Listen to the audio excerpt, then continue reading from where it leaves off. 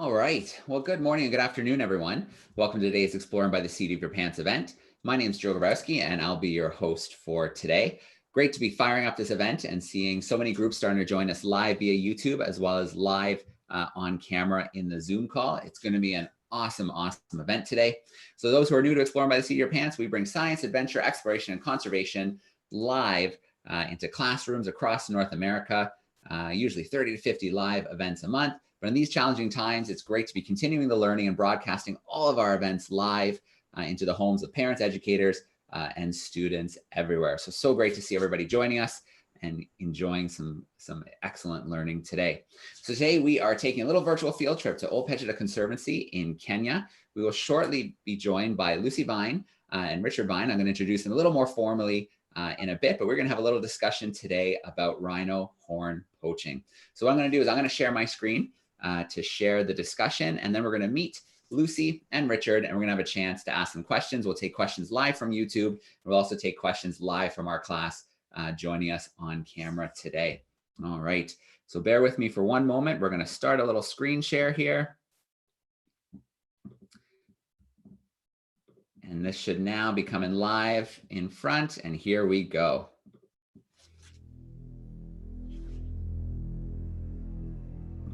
Ol Pejeta Conservancy is a 365 square kilometer property that mainly deals with wildlife conservation, community development, as well as other enterprises. We are the largest population of black rhino, a population that is growing steadily.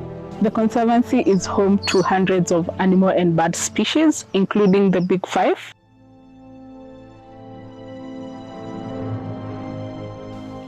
Due to human population increase, there is more demand for land. Thus, natural wildlife habitat is slowly lost to human settlement.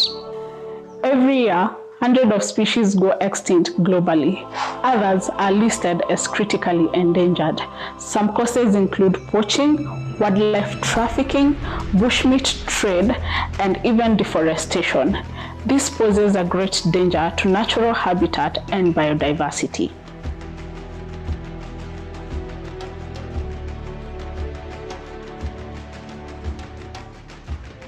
The rhino cemetery is a constant reminder of what human greed can do to a species.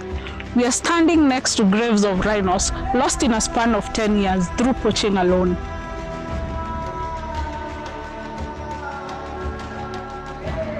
In 2009, 4 northern white rhinos arrived in the Conservancy: Sudan, Fatu, Najin, and Suni. Suni died in 2014, while Sudan died in 2018, leaving us with 2 females, Najin and Fatu, the last 2 of their species.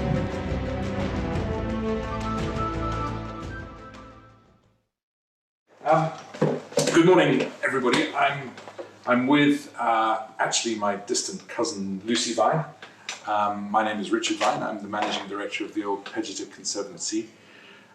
Just to give you a little bit of background of Ol Pejeta, we are home to the single largest population of black rhinos in East and Central Africa. We cover around about 400 square kilometers. And obviously within that area, there are all of the other species that you would typically associate with the kind of East African savanna system, so lions and elephants and et cetera, et cetera. So Lucy is with us today. Lucy, perhaps you can give us a little bit of your history. How did you arrive in Kenya, first and foremost, and how did you get involved, or how did you become one of the world's leading experts in the trade in rhino horn and elephant ivory? Absolutely. Well, I was born in South Africa, but brought up in London. And missed wildlife, which we'd had in South Africa, and suddenly a little flat in London. It rather shocked me how little there was to see. So I went to Oxford and read zoology, and after my degree, came overland through Egypt, Sudan, Uganda. Saw massive poaching of elephants in Sudan on the way down, and the issues that were being faced then. So this was in the 80s, and there was a massive amount of poaching going on of rhinos and elephants throughout the 1970s and 1980s. So that was basically what kept me in Kenya, because I worked for the IUCN African Elephant and Rhino Specialist Group, which was then combined, and basically compiling the numbers and distribution of elephants and rhinos throughout the African continent to try to work out what was happening. And the big fear was nobody really knew where all this ivory and rhino horn was going and for what purposes. So that moved my interests on into trying to close down the illegal trade in rhino horn. And I worked a lot in North Yemen. And in North Yemen in the 1970s, that small little country was importing 40% of the world market rhino horn. It was legal in those days. It was before the ban. And they were making it into dagger handles. And the price went up for rhino horn from $100 a kilo in 1970 to $766 by the end of the decade. So the prices were going up extremely high, making poaching much more attractive. And guns were coming into the country. So what was the reason for this high demand for rhino horn in the Yemen? They suddenly became much richer. They'd always been a very poor feudal country, really, and with the oil boom in Saudi Arabia, Yemenis were able to go across there and earn money. And the one thing they all wanted was to be able to wear a dagger, a jambia with a rhino horn handle. That was their traditional dress and something they highly revered. So they started to So when you arrived in Africa, when you began this work, how many, I mean, obviously impossible to know exactly, but how many rhinos do you estimate were in Africa, were left in Africa, and how many elephants? Yes, well, the rhino population was around 65,000 in 1970, and when I came to Kenya, the numbers were falling dramatically.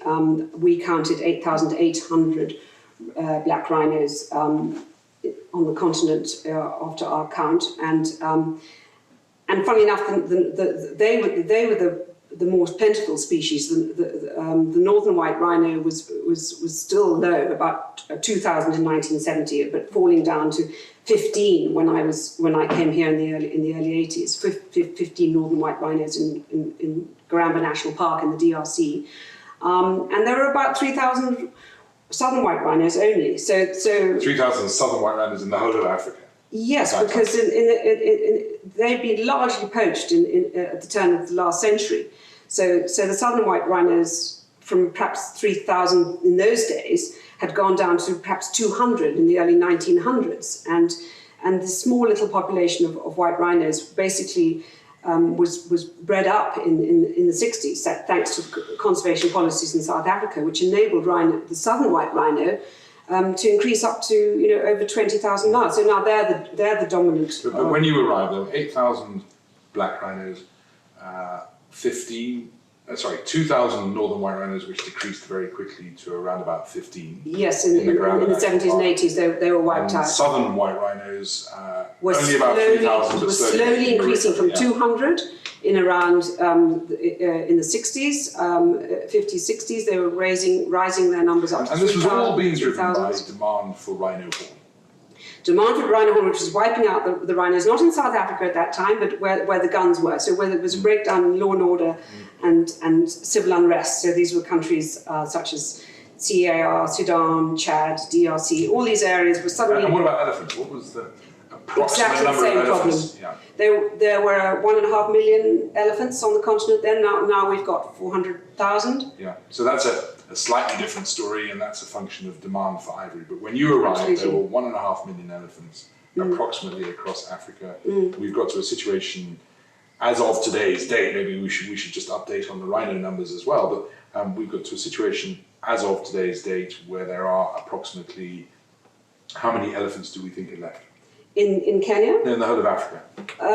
Probably around 400,000, but there's the southern, there's the savanna species, and then the forest elephant, which is much harder to count. So give or take, the forest elephant has been hugely poached in the last few years. Those are the ones that have really suffered in Central Africa, and it's very hard to count those. Aerial counts, you can see savanna. But roughly, when you arrived in the late 70s or the early 80s?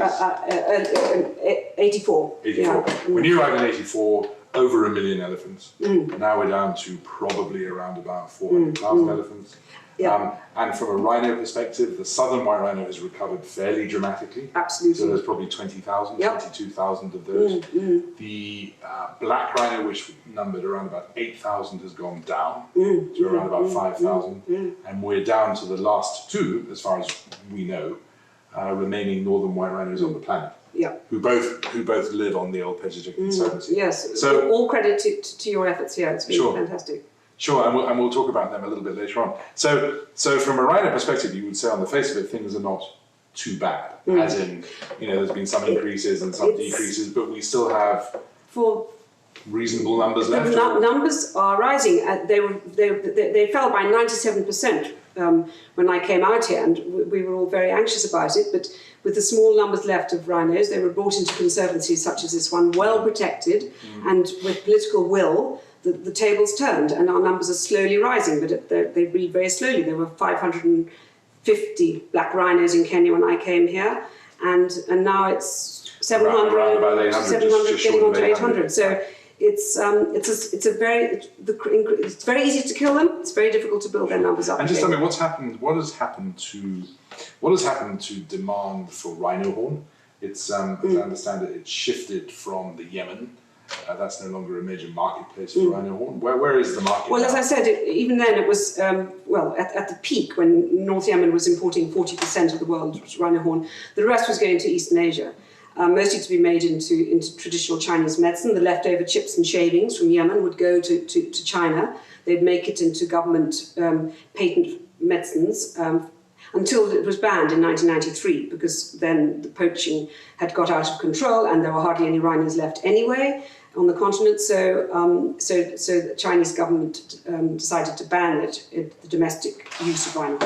So it's been banned since then. So what then happened was that other countries that were also importing rhino horn, the main ones in those days were Japan, South Korea, Taiwan, also all stopped the use of rhino horn. It was understood that it was a massive problem then. But despite the ban, what has happened is that we had a respite from poaching really from the mid-90s until the early 2000s, and then it started to rise again very dramatically because Vietnam and China were opening up their economies, and suddenly with free trade, there are more businessmen and middle-class people able to afford these items, rather like the Yemenis could suddenly afford what they could never afford before, which was a rhino horn dagger handle for their daggers. The Vietnamese and the Chinese suddenly could afford ivory. They could afford rhino horn, these luxury items that only the elite rich could have in the past. And so as a result of that, increased buying power, increased demand, the prices started to go up. Prices soared dramatically. Prices Absolutely started to go up. What was at their peak, and I know things have changed in recent times, but at their peak, how much was rhino horn selling for in Vietnam? Yeah, it was around $60,000 a kilo in the market place in those days, wholesale. So therein lies the incentive for people in Africa to try to kill rhinos, and similarly elephant. And the cost of that from a conservation perspective is the enormous amount of work that has to be done and the enormous cost of putting into place the security that is necessary to protect remaining rhino populations. Absolutely. So just to give you an idea of, we estimate on Ol Pejeta it is costing us around about $10,000 a year per rhino to secure our rhino population. Now, if you add all of our rhinos up, the different species of rhinos that we've got here, primarily black rhino, we have about 170 rhinos.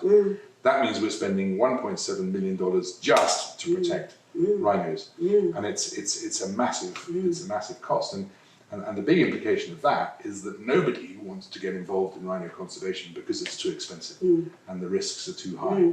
So actually the biggest constraint that we're facing now in Kenya is not so much, it's a function of poaching, obviously, but it's much more the fact that we don't have adequate new habitat and space into which successful populations that are growing, such as ours, are able to move to continue to grow. So actually it's a space the space issue now, which is the biggest problem. Absolutely. And that's a function of the cost of looking after Yes, rhinos, which in turn is a function of the security exactly. that has to be in place to look after. Yeah. So it's something that people don't always kind of Absolutely. realise. And what's the story with ivory now, Lucy?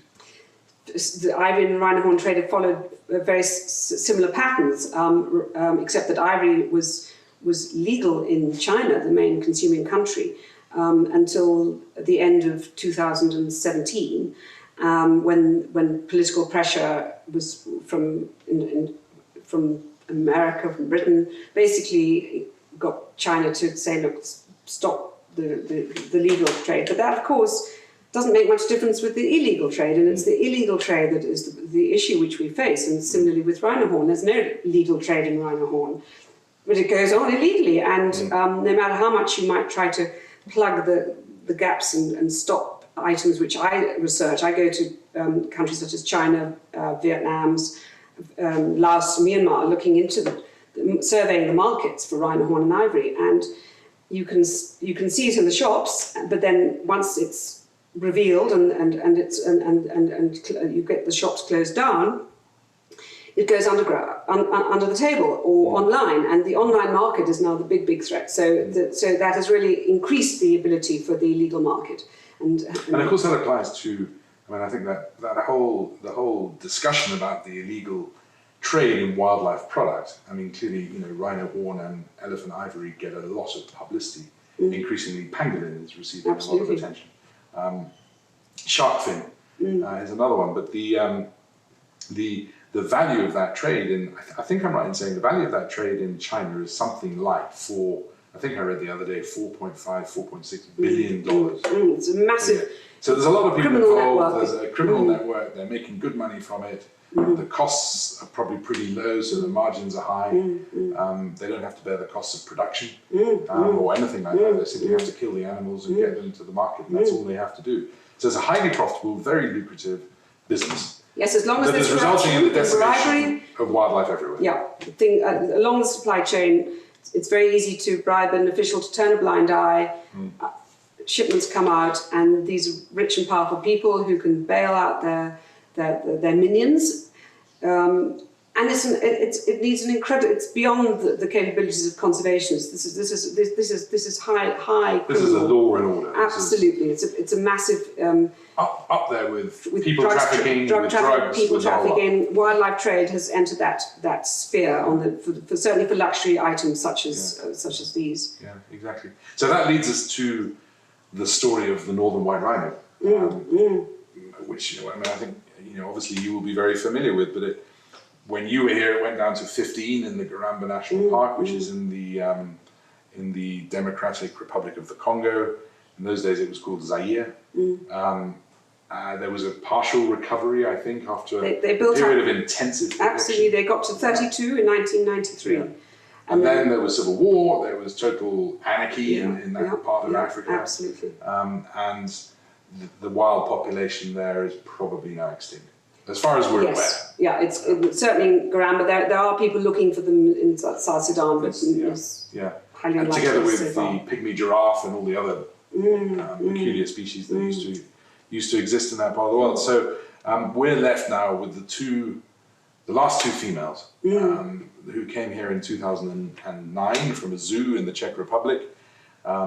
They came with two males. We hoped that by being put into a more natural environment, they would breed and we could recover that species for eventual reintroduction back into the Garamba National Park at some stage, at some point in the future. That never happened. The two males are now dead. The only way we can recover the species is through what are referred to as artificial reproductive techniques. So in this case, in vitro fertilization. It's fabulously expensive. It's most definitely not guaranteed to succeed. What's your view? Is it worth doing it? Should we be spending the money elsewhere? What do you think? Yes, well, I think money is found when it's wanted, and if there are certain people who wish to explore the genetics, they will fund that project. It's not money being taken out of the pot for something else, where others might rather be putting money into the field and boots on the ground. So it's a different interest, and I think it is an important thing to keep understanding this, and also to save these genes, because the animals in Central Africa were separated from those in Southern Africa a million years ago. So they'll have a very So if we ever different... want to see rhinos again in Central Africa, it would certainly maybe help. in 100 years' time, it would help to have. It would help to have their genetic material because they're adapted to that habitat, particular environment. Yeah. not to lose them And for me, entirely. it's also a little bit about drawing a line in the sand and saying that the rate of extinction, the rate of species extinction now on planet Earth is reckoned to be the highest it's ever been. So much faster than, for example, happened during the demise of the dinosaurs, which was a catastrophic event where a meteorite hit the planet and animals went extinct over a relatively short period. But the rate of extinction now, as a result of human activity, is reckoned to be even faster than that. So for me, the northern white rhino can play a big role as a kind of ambassador for extinction. Absolutely, and maybe help guide more research into Sumatran rhinos, and Javan rhinos, which there are very few, less than 100. We talked about African rhinos, but Sumatran rhinos, how many are left? Maybe 60, 70, and the same for the Javan. The numbers are very, very low for those two species. Indian one-horned? The Indian one-horned rhino from India and Nepal has gone up in numbers and now are about 3,500 plus, which is still lower than our African rhino species. But those three Asian rhino species definitely must be supported hugely as well, and they often get overlooked. Yeah, exactly. So Lucy, just to sort of finish up, we're sort of out of time, but what's your feeling about the future? We have to be positive. I think COVID is perhaps making people think more than they ever have had time to think before, and to realise what sort of lives do we want to lead? Do we want to have nature around us? And I think people who are privileged enough to have experienced nature know that apart from our needs for biodiversity, for the future, for human science and medicine and many things, it's also important for the soul, and to be able to go into wilderness areas, and for rhinos to be a flagship species for supporting other biodiversity in these regions is essential, because we need to be able to come out to places like Ol Pejeta and enjoy nature, and to realise that we don't just have to live in crowded cities getting sick. I think you make a very interesting point. There was an article on the BBC this morning, and they were talking about how people under a degree of lockdown in the UK are now spending more time in parks, albeit small parks often, which have been often neglected by local councils and so on and so forth. And there's an increasing movement as people realise the value of nature in the circumstances they're having to face up to get these parks properly protected and sorted out. And it's basically what you're saying, isn't it? Yes. That maybe we've had time to think just a little bit that if we carry on down this route of destroying nature, we're going to make our lives incredibly poor. Absolutely, and unhealthy, with congested wildlife markets which shouldn't be there, illegally trading. Virus transmissions. Terrible things will happen in the future even more and more, unless we start realising what we're doing to our planet. Lucy, unfortunately we've run out of time, so we'll have to say thank you. And thank you. I think after this we'll take some questions, which we'll do over the next 20 minutes or so. But thank you very much indeed for spending this time with us and explaining to us and giving us your expertise in this this important area. Lovely. And we look forward to speaking to you again at some time in the future. Thank you very much. Thank you. All right, I'm going to come back from that screen share now. So it should be coming back now. And we are very lucky today to be joined live by Lucy Vigne, so a researcher specializing in ivory and rhino trade for over 30 years, and then Richard Vigne, Conservationist and Managing Director of Ol Pejeta Conservancy. And now we're going to have a little chance to have a little discussion about what we saw, what we learned today, what surprised us. We've got a great group joining us on YouTube. We have a class of grade 7 and 8 students from Windsor, Ontario, joining us on camera as well. We'll take some of their questions.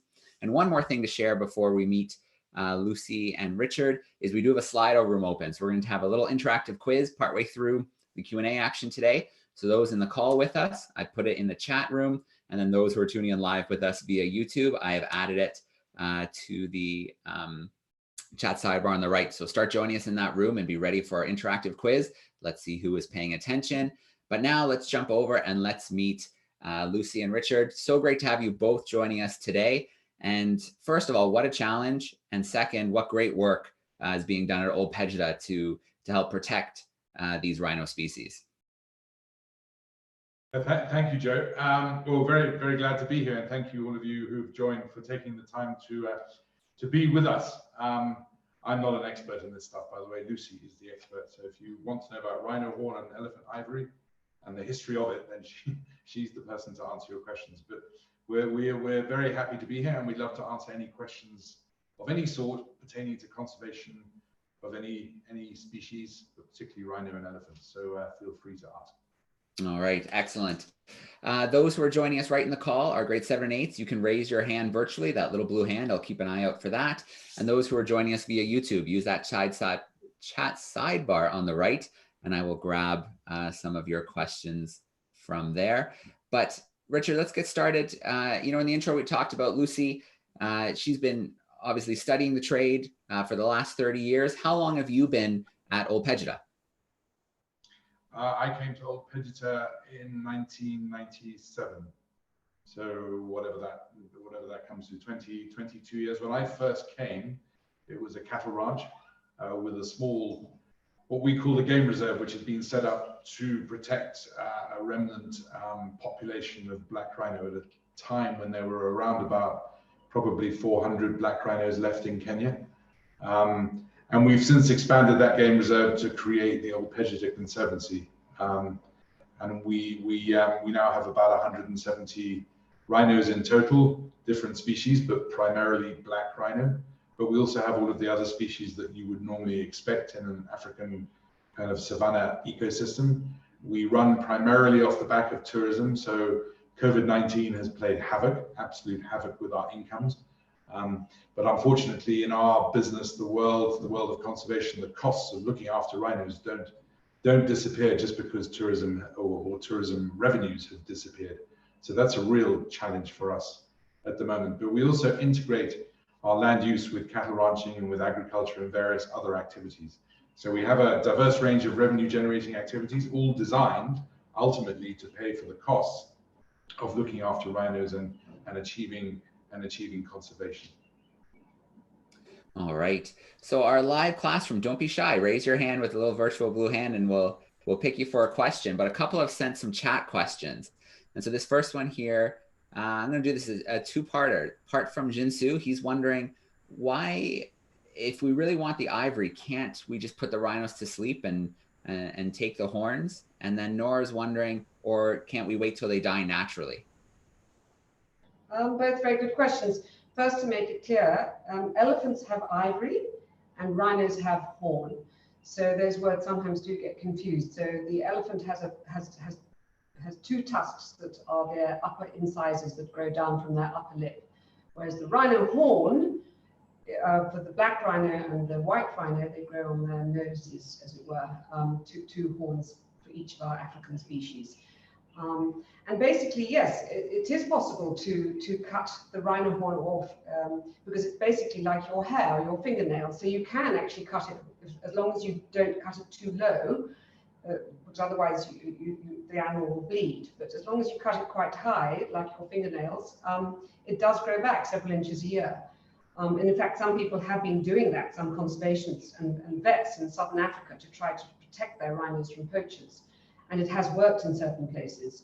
We don't do that here because the rhinos, such as here on Ol Pejeta, are so well guarded with good rangers in small sanctuaries or conservancy areas that the rhinos are safe enough to keep their rhino horns, which make them much more beautiful and they're important to the animal to have. So we're fortunate here that we can keep our rhino horns on the rhinos. As far as elephants are concerned, yes, you can trim those as well. And in fact, some elephants in Asia that have been used for centuries for domestic purposes, for logging, for example, and in tourism still today, they do tend to trim the tusks of the male elephant. The female elephant in Asia doesn't have tusks. Our elephants, both the male and the female, has tusks, but our elephants are wild. We don't have domesticated elephants here. They've always been kept in the wild, although there have been attempts to domesticate them in the past, but with less success than in Asia. So our elephants have their tusks growing throughout their lives. The male tusks get much bigger and heavier than the females, and so it's not until the animal dies, either of natural causes or from poaching, that the tusks are available. And yes, in the past, the ivory trade was a massive and a very important and lucrative economy for African countries, and it was legal, and tusks were carved into beautiful items in many countries and many cultures for centuries. It's only recently that the ivory trade has become a problem with corruption, and illegal trade has taken over. So as a result of that, governments have mostly stopped the domestic trade in ivory. Not all of them, but most of them. I will just add a little bit, which is basically what's happened now is the demand for horn and the demand for ivory outstrips the ability of elephants and or rhinos dying of natural causes or having their horn harvested to supply that market.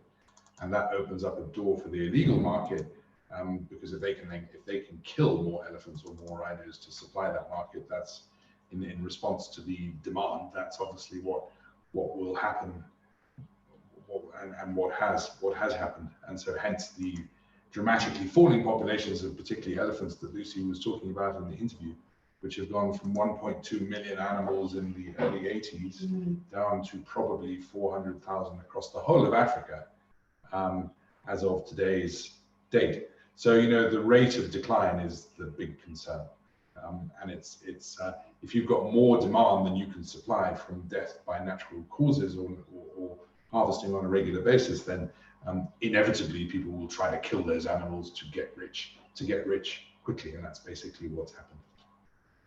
Okay, so a heads up to those on YouTube and those in the call with us. I've opened up the quiz, so if you head into the Slido room, you can sign up into the quiz with your name. So be ready. We're going to do it in about a question or two. So you can find the link to that Slido room in the chat sidebar, or you can find it in the chat if you're right on the Zoom call with us.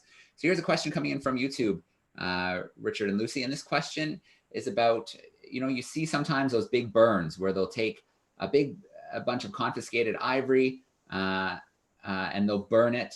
Do you think that at the end of the day is a good deterrent, or do you think it just kind of puts more stress on the market and more demand for the ivory or the rhino horn? Well, it's a difficult decision. We don't have evidence to show that it has reduced the trade in ivory. Our last burn in Kenya also burnt a lot of rhino horn, and you could argue that actually you are making the item rarer. The difficulty is in Kenya is that there's so much ivory that accumulates that where can it be stored? Can it be stored safely? Unfortunately, there have been thefts, and then it gets onto the illegal market. So I think a lot of the decision was based on trying to stop the trade opening up with illegal ivory going onto it. And so it's a problem. And also with burning these items, they don't burn easily, and so that is also a problem with carbon footprint, trying to destroy ivory which doesn't want to burn. It lasts for, technically can last for thousands of years. It's a very solid material, so to just try to destroy it hasn't been an easy job. Some countries have tried to crush it, which again isn't easy, because it's how do you mush it up. So it's a difficult subject to be clear about. Some people are pro it, some people aren't. So yeah, what I would add is that if it were possible to always distinguish between a legal trade in any commodity, but in this case ivory or rhino horn, and to keep the illegal trade out, then you would have an argument for commoditizing rhino horn or elephant ivory. Which, you know, some people might agree with and could form a good source of revenue for African governments, who are often struggling for the resources that are necessary to pay for the costs of conservation.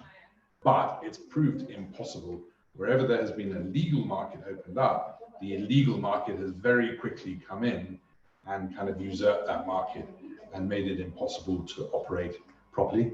So until such time as we can have a properly controlled legal market, most people, or at least a lot of people, take a view that any kind of trading in these commodities has to stop. All right. We're going to take a little pause on the questions and we're going to jump into the Slido quiz. So I can see we've got some of the students have already signed in. So each question has about 20 seconds on the clock. They're all questions that you would have heard the answer to in the video. Let's see who is paying the most attention. And then let's see who comes out on top, who our top 3 are in the quiz. So here we go. I'm starting the quiz now, and I'll read out the questions as well. So how many northern white rhinos are left? Is it 2 males? Is it 2 females? Are there 4 in total? Or are there 10 northern white rhinos left in total? So here we go. I've got a few more seconds. 5 more. All right, good job. 83% went with that. There are 2 female northern white rhinos left. Let's jump to our next question now. So which country was importing 40% of rhino horn in the 70s? Was it the United States? Was it England or the UK? Was it Yemen? Or was it Indonesia? So in the 70s, 40% of rhino horn, where was it being imported? About 5 more seconds. All right. Good job. 64% went with Yemen. Next question coming up now. Elephant numbers were, oops, I left out a letter, but were 1.5 million around the time that Lucy first came to start doing her work. Today they're about what? Was it 400,000? Was it about 1 million? Was it about 100,000? Or are the numbers about the same? We've got 5 more seconds. All right, we were paying attention. 400,000, 85% went with that. Our next question is coming up now. When Lucy first came to Kenya, there were 550 black rhinos left. About how many are there now? Is it about 100? Was it almost 800? Is it 1,000? Or was it almost 300?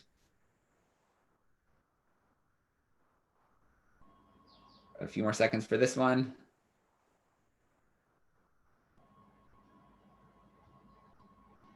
All right, 67% went with almost 800. So I believe it's, high 700, close to 800. Here we go. At its peak, how much was rhino horn selling for per kilogram? Was it 10,000 per kilogram? Was it $20,000 per kilogram? Was it 40,000?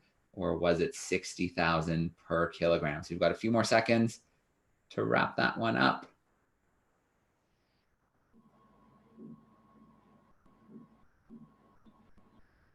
Ooh, all right. We had a little bit of disagreement on this one, but 21% did go with $60,000. And I believe this is our final question. There was a slowing in poaching levels before it started to increase again. What was the cause of this? Was it a relaxing of the rules? Were economies growing in China and Vietnam? Did it become easier to find rhinos, or does nobody really know for sure?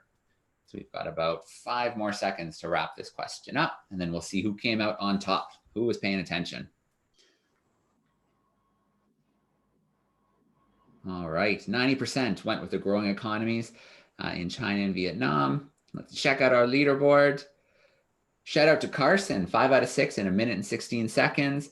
Erica, 5 out of 6 in 1 minute and 24 seconds. And then rounding it out, we had Andrew, 5 out of 6 in 1 minute and 33 seconds. Good job paying attention, everybody, and thanks for playing along with us today. Richard and Lucy, we're going to jump to our next question. This is a great one. Hannah is wondering, she's in the call with us today. She is wondering if there's been an increase or an attempted increase in poaching since COVID-19. Have you had to increase security? Well, there was a problem in South Africa. South Africa now has the most rhinos on the continent. And so they have had big problems with poaching in the last few years, more so than in Kenya. And they were concerned about increasing poaching because obviously more people have been laid off work and less people to protect these areas has been causing a problem in South Africa.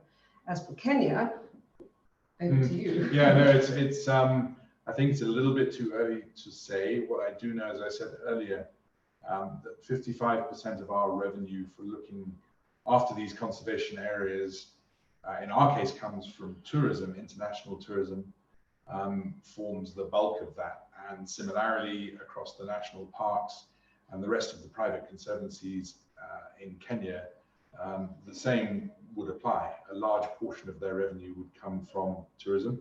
So if that revenue, which it has, is taken away, then clearly it becomes incredibly difficult to continue to operate. In the Ol Pejeta example, we are having to constrain and reduce our costs, and that's having an impact against our operational capacity. But more importantly, I think a lot of people currently are out of work, and there is no social safety net in Kenya.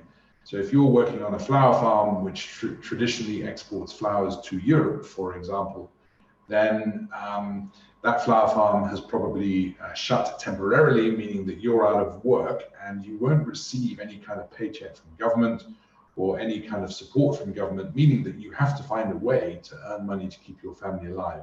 So what I think we will begin to see over the next 2, 3, 4, 5, 6 months until this begins to resolve itself is an increase in what I would call bushmeat poaching. That's poaching for the pot. That'll be around the big national parks, potentially around areas like this to a lesser extent. But I also think we'll see an uptick in what I would describe as commercial poaching. That's rhino horn, elephant ivory, and other species which can be sold for significant profit, particularly in the Far East. And we're definitely beginning to hear in our intelligence networks more chatter, more movement, more more indication that planning is afoot for that sort of increased poaching of those species to begin to happen. So I think it's inevitable, and our ability to respond to it is going to be, to some extent, constrained. What it means is that we need international tourism to begin to return as quickly as it's possible for that to happen. It's the only way that we're going to have the funds available to be able to meet that threat.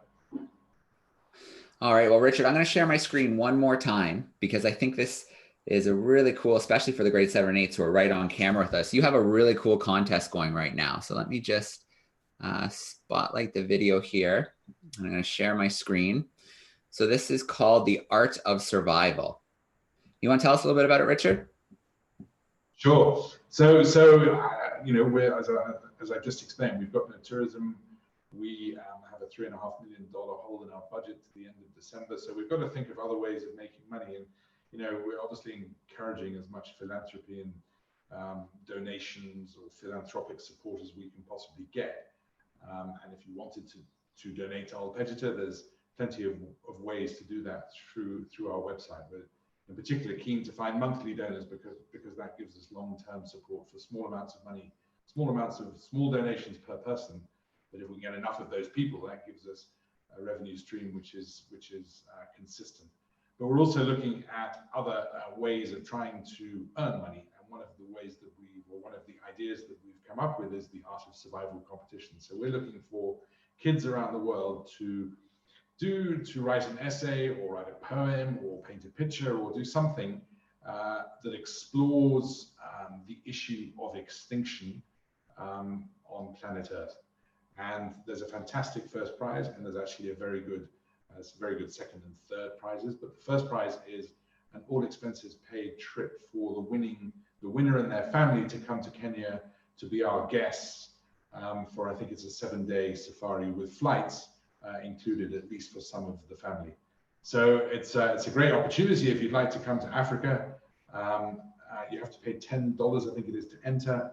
We're looking for as many kids around the globe to enter. That gives us a little bit of revenue, which we will use to help prevent poaching, but it also gives you a chance to win a competition and to learn something about extinction in the process. So if you'd like to enter, we would welcome your entries. All right, so lots of time as well, 31st of July to get your essay or your poem or your drawing or your painting and submit that. Very cool. Let's come back from that screen share. We have a couple more questions to wrap things up today, Lucy and Richard. Let me just, there we go. So let's see. Mr. Clement, so he's the teacher of the students of grade 7 and 8 who are joining us in the call. And he obviously, huge thank you for teaching us about this important topic. He's wondering if you can tell us a little bit more about some of the steps undertaken to prevent poaching. So, you know, is it just about the people? Is it about the technology? What kind of things are you using? Well, I suppose there are two processes really. One is in the field, anti-poaching, which is patrolling and rangers and having enough people in the field. And then along with that is intelligence, which is incredibly important, which means informant networks around these areas, so you can find out more about who the poachers are, and trying to extend that along the whole supply chain, as it were, from the poacher to the middleman, i.e. the broker, the trader, and how the horn leaves, and the ivory, how these items leave the continent, who the exporters are. That's our weak spot along the chain. It's very hard to find out information about the exporters. They're very well protected, and then how these items get smuggled off the continent, understanding the trade routes, how they're going out and where from and where to. So there's a whole line, and then so you're looking at the African continent, which is where we are here, and then you also have to look at the end consumer market,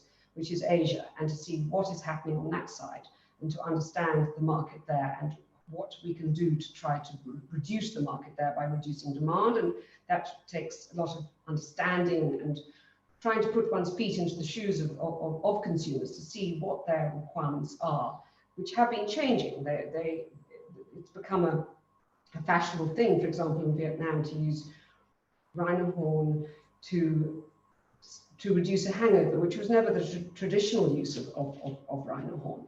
And similarly in China, it's become much more fashionable to wear rhino horn bangles and beaded bracelets. And these are new things. These aren't part of the traditional Chinese medicine or traditional uses of rhino horn, which go back centuries, which were to carve rhino horn into ceremonial cups, which had been part of their culture for thousands of years. And similarly with ivory, they've been in the illegal market, they've been making lots of trinkets, bangles, beaded bracelets, things that don't have any artistic or master carver requirement. They've just been churning out these items. So it's a question of trying to reduce demand for these trinkets, basically, and understanding the market, where these items are going, who's buying them. And there's been a lot of effort to try to understand the markets in recent years and the changes that have been occurring in the market. So if we can understand the market and conduct surveys, and then we can deal with demand reduction, along with law enforcement. Increased law enforcement is highly important in countries with long borders, for example, where ivory and rhino horn can be smuggled through, for example, from Vietnam and across the border into southern China, or Laos into southern China, or Myanmar into southern China. These borders along these countries are very smuggled items through. So we need to somehow encourage all those points along those borders to increase their law enforcement capacity. Yeah, I would just add, Joe, that it's a lot of it. Modern conservation is as much about people as it is about wildlife, and Kenya, I think, leads the way in many respects in the kind of conservancy movement which has evolved here, which is very much a people-centric approach to conservation. What it says is that people have to benefit somehow or another. And if they're benefiting from the presence of a conservation area, maybe they're shareholders in the tourism business or whatever it happens to be, then they're more likely to support it. And if you have the support of local people, then your chances of being able to do what Lucy says, which is to start to sort of interrupt the poaching gangs and et cetera, is much, much higher. So getting people on board, particularly those people who live around the conservancies and the national parks, is really critically important. Yes, I could add to that. A success story has been Chitwan National Park in Nepal, where they have a buffer zone all around a park of 900 square kilometers, and the rhinos there can go into the buffer zone, and the people, the local communities who live in the buffer zone, voluntarily protect them and will keep out poachers. And so they are the ears and the eyes of the park, because they see that 50% of the tourist revenue goes to these people in the buffer zone. So they are direct benefiting from tourism from the government. So they feel very responsible for looking after these rhinos as well. All right. So I've got one more interesting question here from YouTube. This is from Andrew. And Andrew had read something about mastodon or mammoth ivory becoming more popular. Would something like that make things maybe take a little bit of the pressure off of elephants, or do you think it just complicates things more, complicates the control of the ivory market more?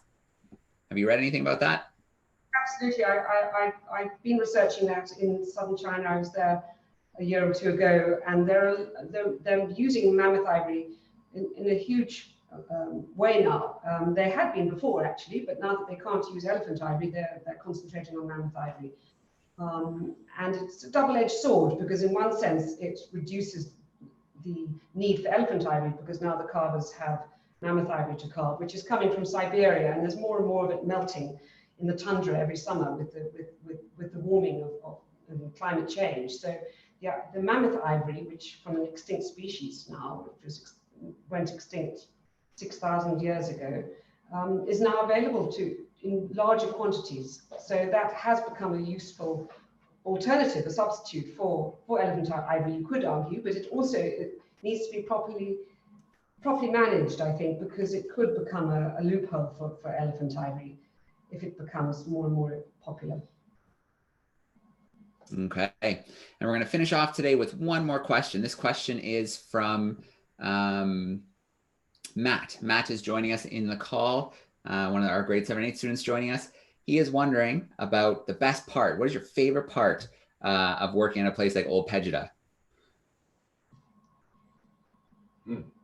Matt, that is an excellent question. I think probably my best part is my drive to work every morning, which it takes me I have to drive about 20 kilometers through the Ol Pejeta Conservancy, and every day is a different day, because I see different wildlife, and I never know what I'm going to see. So I'm lucky. I get to work sometimes having seen rhinos, lions, elephants, all sorts of different species. So by the time I get to my office, I'm in a good mood and ready to work. So that's probably the best thing, I would say. I don't know about Lucy. Yes, I would agree. I think it's a paradise here. One can go out at any afternoon, as I've been doing at the end of the day, late afternoon, early evening, and every day. And it's just so rewarding to go out and see the nature around one. It's a beautiful Garden of Eden, really, as most of East Africa once was. And so this little spot here in Kenya is a beautiful place to be able to enjoy. All right. Well, one last thing to share. I shared it in the YouTube chat. I shared it in the live event chat for our grade 7 and 8s. A few weeks ago, we did a great live event with those last 2 northern white rhinos. We had educators, we had the rangers join us. So if you want to dive in a little bit deeper, check out that video and learn firsthand about some of the things that are happening as well. And then obviously on the Ol Pejeta YouTube page, you can find all kinds of great videos that dive deeper into the park, issues faced and things like that. So I want to give a huge shout out to all the groups who joined us live on YouTube. Thanks for sending us in those great questions. Just looking at a quick scan of the chat, we had groups obviously in different parts of Canada joining us. We had Massachusetts joining us. We had someone in Portugal joining us. So great to have groups joining us from all over the place. And then a huge shout out to our grade 7 and 8s live from Windsor, Ontario, who joined us in the call. Lucy and Richard, thank you so much for joining us today. Thanks for sharing the good work that you're doing at Ol Pejeta. And we look forward to more events from the Conservancy. Thank you very much. Thank you very much. Thank you. All right. Thanks everyone for joining us today.